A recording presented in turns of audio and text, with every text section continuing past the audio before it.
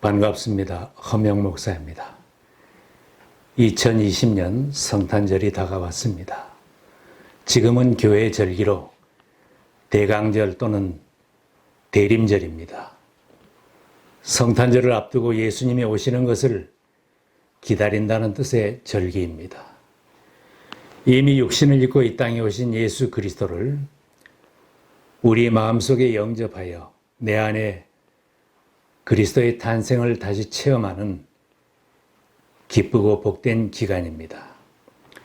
이 기간은 예배를 드리며 말씀과 기도로 장차 다시 오실 예수 그리스도를 인내함으로 기다리는 절기가 되어야 합니다. 구약 성경 전체의 중심 사상도 메시아를 기다리는 것이고 선지자들의 입을 통해서도 장차 오실 메시아에 대하여 선포하였습니다. 구약 시대의 이스라엘 사람들은 포로 생활이 힘들던 시절과 어려운 시절에 그들을 구원해 줄 메시아를 기다리는 것이 그들의 유일한 소망이었습니다. 예수님이 오시기 전까지 유대인들은 메시아를 기다리는 소망을 가지고 닥쳐오는 온갖 고난과 역경을 이겨나가다가 마침내 예수님이 오신 것입니다. 오늘날 신앙인들에게는 예수님이 단순히 베들레헴에서 태어나신 것만 의미가 있는 것이 아니라 우리들 마음에 주님이 찾아오신다는 의미가 더해진 것입니다. 또한 세상에 오셔서 인류 구원의 사명을 완수하시고 부활 승천하신 예수님이 장차 세상에 다시 오실 것을 기다리고 있습니다.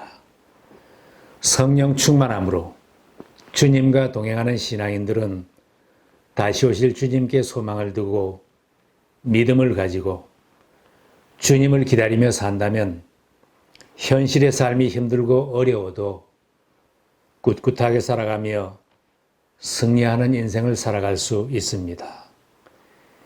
신약 성경에는 예수님보다 6개월 먼저 태어난 세례 요한이 메시아를 기다리다가 예수님을 만나서 예수님을 메시아로 세상에 오신 것을 선포한 기록이 있습니다.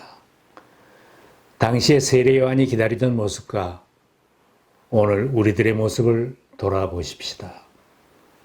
세례 요한은 예수님을 만날 때 간절히 기다리던 메시아임을 직감하고 세상 사람들에게 선포했습니다.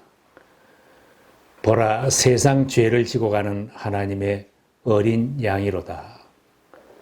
이렇게 예수님을 소개했던 요한이 감옥에 갇혀 있을 때 예수님은 능력을 베푸시며 전도를 시작하셨습니다. 그는 영감을 가지고 예수님을 소개하고 헌신적으로 예수님의 길을 닦았기에 자신에게도 어떤 도움과 능력을 베풀어 주실 것을 기대하고 있었을 것입니다. 그러나 자신은 여전히 감옥에 갇혀 있고 그에게는 아무런 일도 일어나지 않고 있는 것입니다. 심히 답답한 세례 요한은 두 제자를 예수님에게 보내어 이렇게 물어보게 하였습니다. 선생님이 오실 그분입니까? 그렇지 않으면 우리가 다른 분을 기다려야 합니까? 자신은 예수님의 신발끈을 풀기도 감당하지 못할 사람이라고 하면서 예수님의 길을 예비하기 위하여 세상에 왔노라고 했던 세례 요한이 예수님에게 질문하는 것입니다. 그의 질문 속에는 이런 속마음이 들어있는지도 모릅니다. 내가 기다리다가 소개한 예수님이 메시아라면 내가 이렇게 억울하게 갇혀서 고난을 받는 것을 아실 텐데 도대체 무엇을 하고 계시는가? 나에게 세례 받으시고 세상에서 사역을 시작하시면 금방 세상이 바뀌고 이 땅에서 예수님이 왕이 되실 줄 알았는데 예수님은 도대체 무엇을 하고 계십니까? 오시기로 되어 있는 그분이 당신이 맞습니까? 오래 기다렸던 세례 요한이 감옥에 갇힌 몸이 되어서 이런 질문을 하는 것은 어쩌면 당연한 것인지도 모릅니다. 예수님이 정말 메시아로 오셨다면 자기에게도 뭔가 좀 보여주시기를 바랐습니다. 면회도 좀 오시고 능력 많으신 분이 어떤 능력을 행하든지 손을 쓰시든지 나를 좀 석방시켜 줄 수 있는데 예수님이 메시아로 오셨는데 왜 이렇게 조용하기만 합니까? 여러분은 이런 질문을 하는 때가 없습니까? 우리도 힘들 때 이런 질문과 외침이 있을 수도 있습니다. 내가 주님을 영접하고 믿음으로 살려고 애를 쓰는데도 내 형편이 달라지지 않았습니다. 정말 능력의 주님이 나와 함께 하신다면 내 형편이 달라져야 하지 않습니까? 능력으로 모든 병자를 고치신 주님께서 나의 건강도 책임져 주시고 내가 강건해야 되지 않겠습니까? 내가 이렇게 힘들어하는 것을 주님은 아실 텐데 왜 나의 형편은 나아지지 않습니까? 주의 종들이라면 나는 주님만을 위해 살고 주님이 기뻐하시는 일을 위하여 헌신하며 살겠다고 나선 주님의 종인데 예수님은 지금 내가 처한 어려움과 고난을 모르고 계시는가? 메시아가 이 땅에 오셨다면 왜 사회가 이렇게 변했는가? 악인들이 득세를 하고 백주에 강도들이 날뛰며 무고한 어린아이들에게 총을 들이대는 타락한 사회를 왜 이대로 방치하십니까? 우리가 다른 메시아를 기다려야 합니까? 그러나 우리가 바라고 기다리고 있는 것들을 하나님께서 내 욕심대로 쉽게 다 해결해 주시는 것은 아닙니다. 인류 역사를 향한 하나님의 계획과 때가 있는데 우리들은 언제나 내 형편과 나의 필요를 먼저 생각합니다. 세례 요한은 예수님으로부터 큰 칭찬을 받은 사람입니다. 여자가 낳은 사람 가운데서 세례자 요한보다 더 큰 인물이 없다. 이런 칭찬을 받았던 요한입니다. 요한이 육신적으로는 예수님의 친척이요 사명으로는 주님의 길을 닦아드린 자요 주님을 높여드린 사람입니다. 요한이 키워놓은 제자들도 다 예수님에게로 갔습니다. 예수님은 세례 요한 가까이에 계셨지만 그가 바라는 것을 다 이루어 주시지는 않았습니다.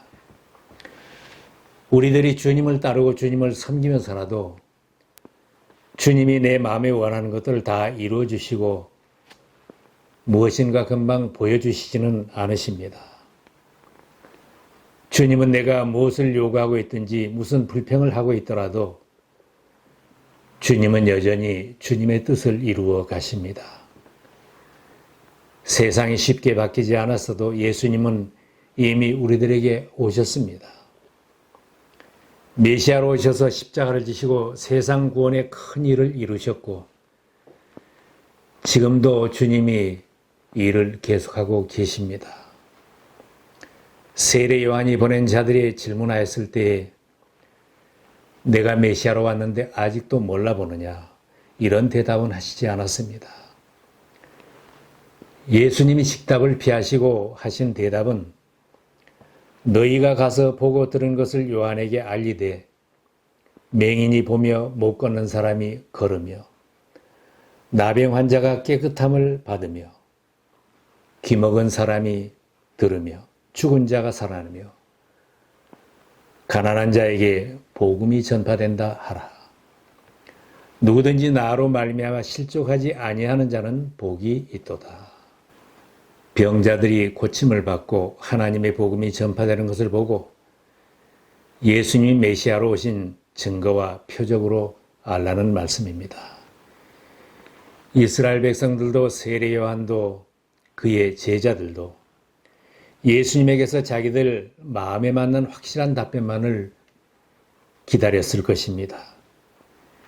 이스라엘 백성들은 자기들이 생각하던 대로 메시아 성취의 기미가 보이지 않았을 때 의심했습니다.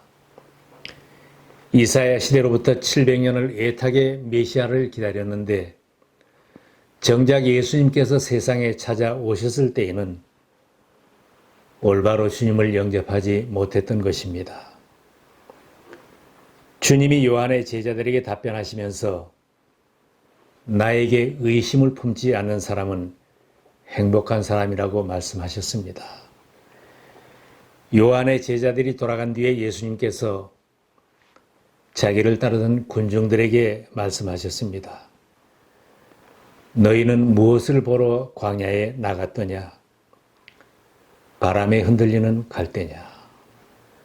아니면 무엇을 보러 나갔더냐? 비단 옷을 입은 사람이냐? 오늘날 메시아로 오신 주님을 따르겠다고 교회에 출석하며 매주일 예배를 드리는 우리들에게 주님께서 어떤 질문을 하시겠습니까?